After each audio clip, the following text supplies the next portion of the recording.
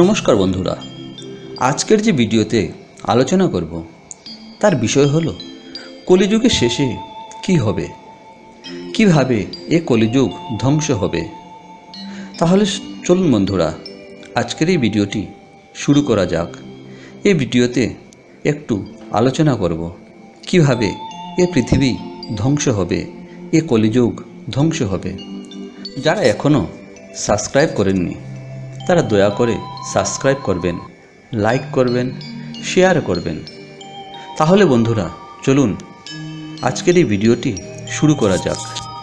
পুরাণ ও মহাভারত অনুযায়ী কলিযুগের শেষ পর্যায়ে বিষ্ণুর দশম অবতার কলিযুগে ভূমিষ্ঠ হবেন। তিনি জন্মগ্রহণ করবেন। তিনি হিংসা, হাহাকার, অধর্মে ব্যক্ত সমাজকে ধ্বংস করবেন এবং এরপরেই পুনরায় সত্যযুগের সূচনা হবে। কবে, কোন তিথিতে ও কিভাবে কলিযুগ ধ্বংস হবে, কল্কি অবতার কোথায় জন্মগ্রহণ করবেন, সেসবের ভবিষ্যৎবাণী করে গিয়েছেন ভগবান শ্রীকৃষ্ণ। দ্বাপর যুগ শেষ হওয়ার পর শুরু হবে কলিযুগ।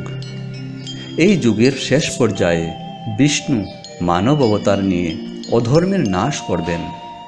বিষ্ণুর এই অবতারই কল্কি অবতার নামে প্রসিদ্ধ হবে। শ্বেতবর্ষে বসে থাকবেন কল্কিদেব। কলিযুগ শেষ পর্যায়ে পৌঁছলে পৃথিবীও ধ্বংস হবে এবং সকলের বসবাসযোগ্য ধর্ম ও ন্যায়পরায়ণ রাষ্ট্র গড়ে উঠবে। এমনই ভবিষ্যৎবাণী করা হয়েছে মহাভারতে ভগবান শ্রীকৃষ্ণের দ্বারা।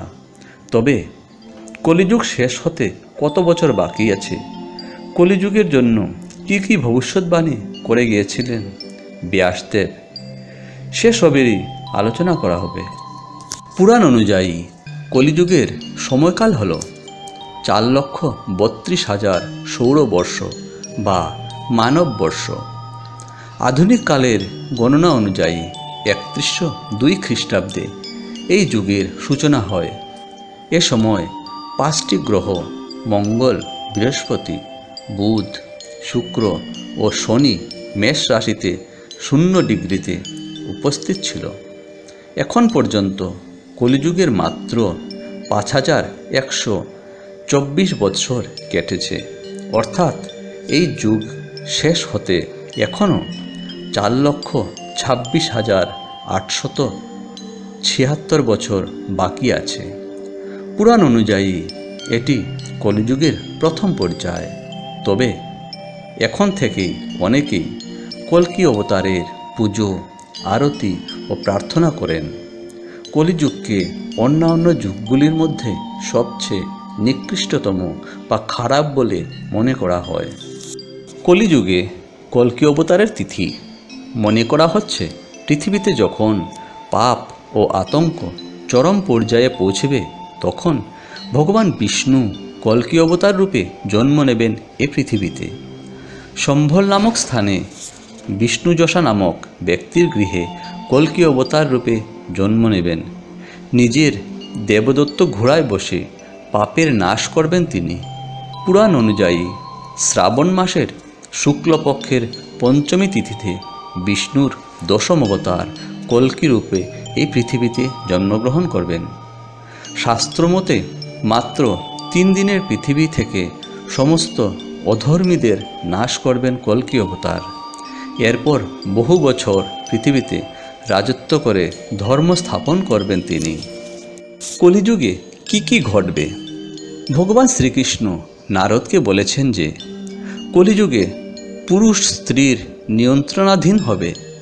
কলিযুগের 5000 বছর পর গঙ্গা নদী শুকিয়ে বৈকুণ্ঠে ফিরে যাবে।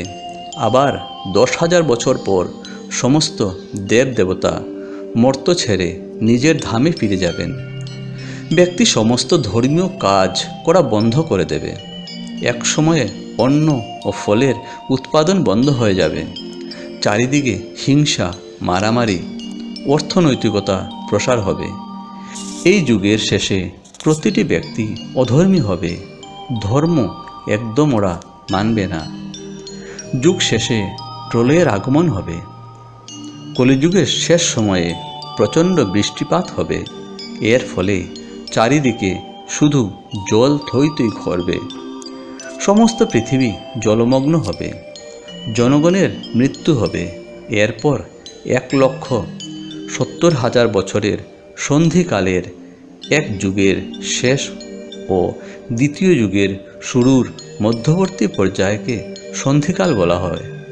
শেষ লগ্নে 12 সূর্যের উদয় হবে এবং সূর্যের তেজ রশ্মিতে সমস্ত পৃথিবী শুকিয়ে যাবে ও সত্যযুগের সূচনা হবে তখন।